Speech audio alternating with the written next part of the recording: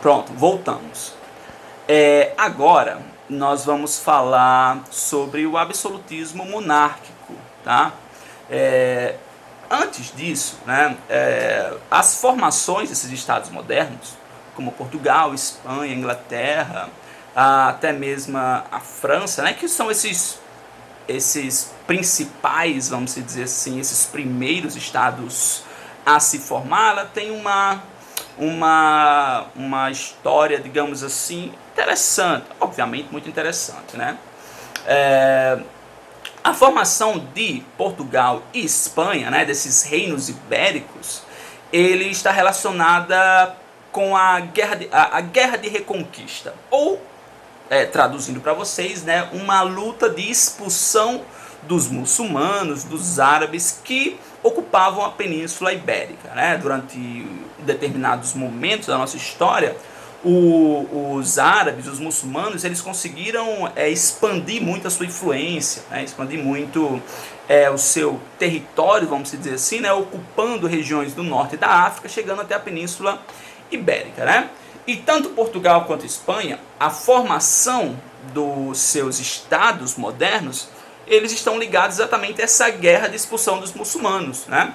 Quando eles conseguem expulsar os muçulmanos, eles conseguem também, né, como consequência,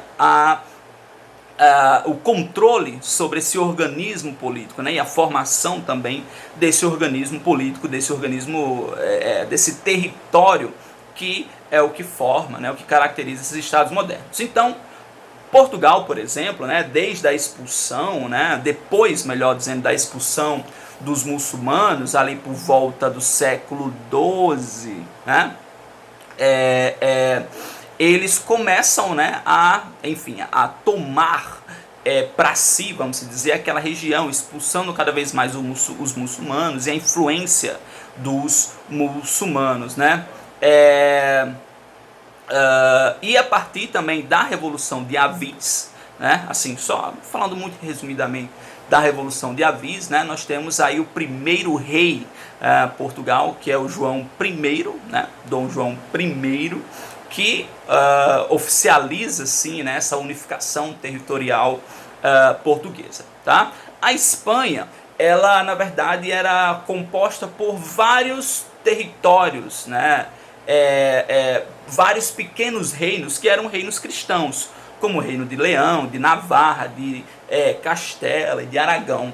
E eles também, né, expulsam os árabes daquelas regiões, né, da região ali da Península Ibérica. Portugal já tem o seu estado formado e Portugal também começa a formar o seu estado, né, o seu estado moderno. E como é que basicamente se tem essa unificação territorial desse estado moderno espanhol, né? É a partir de alianças. Como assim alianças? Casamentos, né? Então, o rei de Leão, por exemplo, né? O príncipe de Leão casava-se com a princesa de Navarra, por exemplo, certo? Então, e isso é o casamento na Idade Moderna, né? São grandes acordos políticos, né? É um grande contrato, e a partir da unificação, ou melhor, desse casamento de um príncipe de Leão e a princesa de Navarra, quando eles se casam, automaticamente eles têm a unificação daqueles dois territórios, né? É basicamente o que acontece hoje, né? Quando enfim, pessoas se casam, né? Homens, mulheres, enfim, mulheres e homens, hoje a gente sabe que isso é bem plural. A partir do momento que as pessoas se casam, vai lá no cartório, né, tem aquele contratozinho belo, bonito, tudo a partir dali pertence aos dois, né, a riqueza, tem, enfim, tudo que os dois produzirem, e é basicamente o que acontecia aqui. Então essa unificação, né, territorial se dava principalmente a partir desses acordos políticos que eram nada mais, nada menos do que casamento, né? E esses territórios eles foram unificados por meio de guerras e alianças, né? E também a exemplo, né, de Fernão de Aragão e também de Isabel de Castela, aí unificando esses dois territórios a partir, como eu falei, de casamentos, tá? É basicamente isso. A formação inglesa, ela está muito ligada a uma rivalidade histórica, né, com os franceses. Os franceses, durante muito tempo, eles conseguiram dominar e administrar regiões ali muito ricas, muito importantes comercialmente, né, ali na Grã-Bretanha.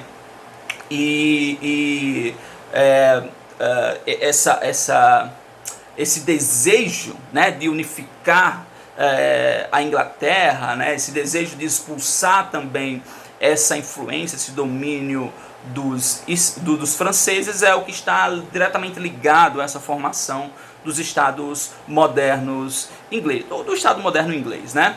Outra coisa muito interessante também é a criação da Carta Magna, né, como a primeira constituição, vamos dizer assim, né, da história, que basicamente ali delimita, né, em 1215, né, a Carta Magna, ela basicamente ali delimita, né, o poder da nobreza, o poder até mesmo do rei, certo? Por quê? Porque, diferentemente das outras monarquias, a monarquia inglesa é uma monarquia parlamentarista, né? Eu acho que vocês já ouviram falar na expressão o rei reina, mas não governa, né? Isso vem do parlamentarismo. Hoje ainda nós temos a monarquia inglesa, né? A Rainha Elizabeth, uma senhorinha simpática e tal, beleza? E ela não governa, ela reina, ela é rainha.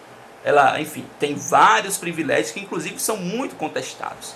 Mas ela reina, mas não governa. Quem governa é o parlamento. E essa estrutura da formação da monarquia inglesa é exatamente isso, estruturada no parlamento, certo? Então, principalmente a partir da elaboração da Carta Magna de 1215. Né? Já a formação do território francês é depois da Guerra dos 100 Anos, que também é travado contra a Inglaterra. Né? A Inglaterra queria um pouco ali expandir os seus territórios, e a Guerra dos 100 Anos, que na verdade durou 116 anos, né? Que foi uma conflita, obviamente que não é um conflito ininterrupto, mas eles conseguiram consolidar assim, a sua monarquia e o seu território a partir, né, depois da Guerra dos 100 Anos. Tá, vamos lá então. Agora nós vamos falar sobre o absolutismo monárquico. É muito interessante a gente perceber isso, porque no a partir do século XVII, século XVI, né, o absolutismo ele atinge o seu auge, né, que é quando os reis são ali o dono da porra toda, né, eles são ali, inclusive, o rei Luís XIV de Portugal diz a célebre frase de o Estado sou eu, né?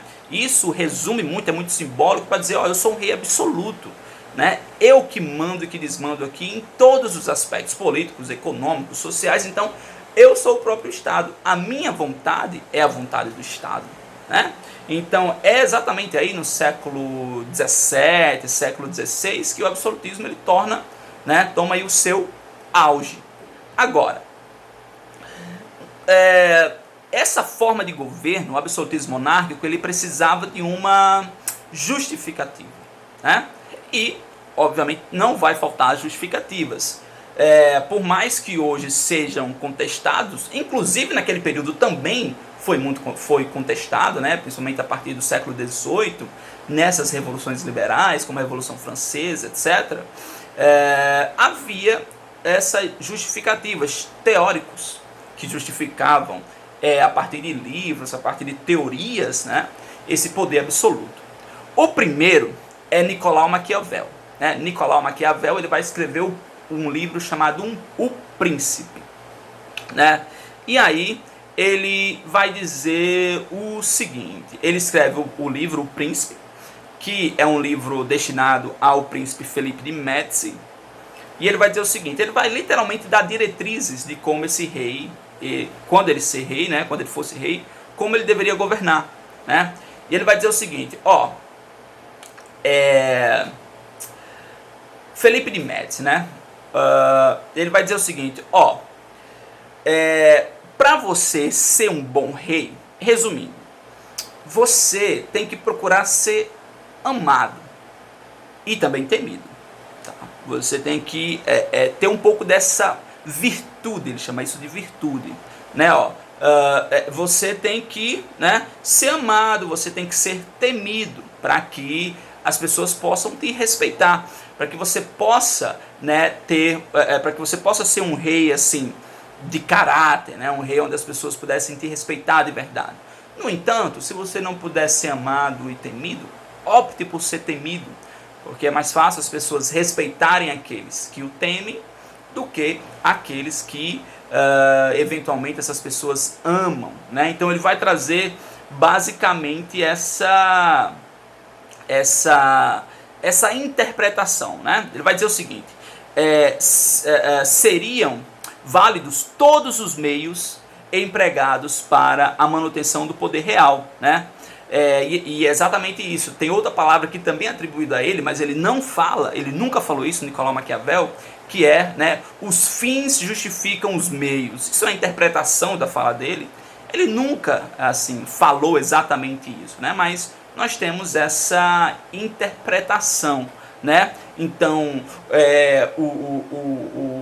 o rei deveria ter essa virtude e também, né, essa virtude de poder administrar esse estado com o braço forte, né? Lembre-se, melhor ser temido do que ser amado, caso você não pudesse ser os dois ao mesmo tempo, né? Então, todas as ações de um rei também eram justificadas, né? Os fins justificam os meios, que é aí essa interpretação da visão de Maquiavel, certo? Outro cara muito interessante, que é Thomas Hobbes, ele vai escrever o livro O Leviatã, né? E vai dizer o seguinte: a sociedade no seu estado natural, ela é um caos, né? E também tem uma frase muito famosa que ele vai dizer o seguinte: o homem é o lobo do homem. O homem é o predador do próprio homem. O homem mata o próprio homem, né? Ele vai dizer o homem não só o homem masculino, né? Mas enfim, a humanidade, a sociedade é uma sociedade complexa, é uma sociedade que no seu estado natural ela é o caos, né? O homem é o lobo do homem. Logo, para se ter uma sociedade mais calma, uma sociedade que possa ser conduzida de uma forma adequada, precisa-se de um poder forte e centralizado. Quem é esse poder forte e centralizado?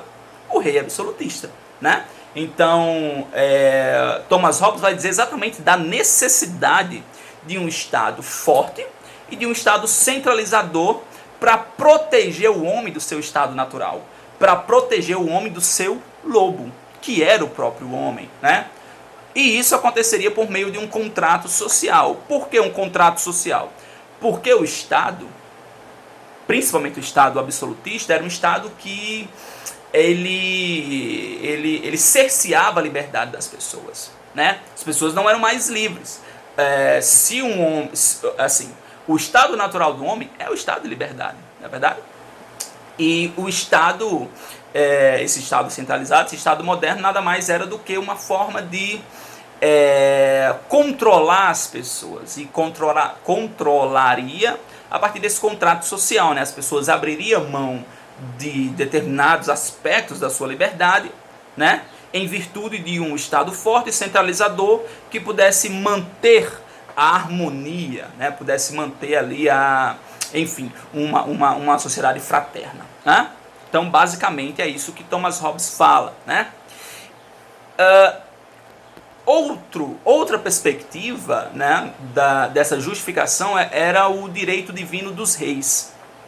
E aí também nós temos dois teóricos, né, como Jean Bodin e Jacques Bossuet. Tá?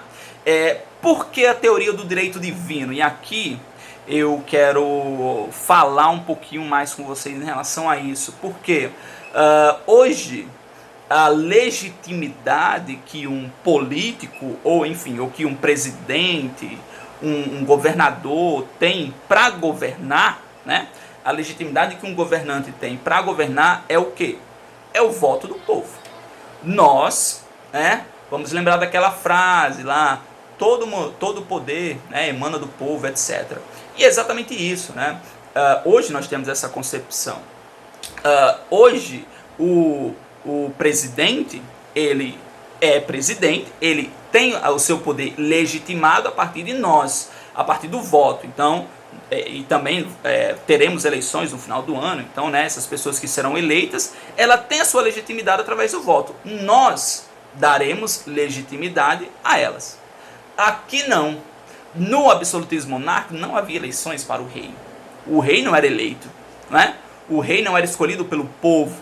O rei, ele era, enfim, vinha de uma dinastia, de uma família. Então, ele era passado de pai para filho lá de uma forma muito, enfim, muito simples, muito clara, né? E aí Jean Bodin, ele vai estabelecer uma lógica, uma interpretação de legitimação do poder desses reis em Deus. Por quê? Porque ele não tinha legitimação no povo. Não era o povo que votava. Não era o povo que escolhia. Por isso que ele não tem essa legitimação. Certo? A legitimação vai ser em quem agora? Em Deus. Né? Então, Deus é esse...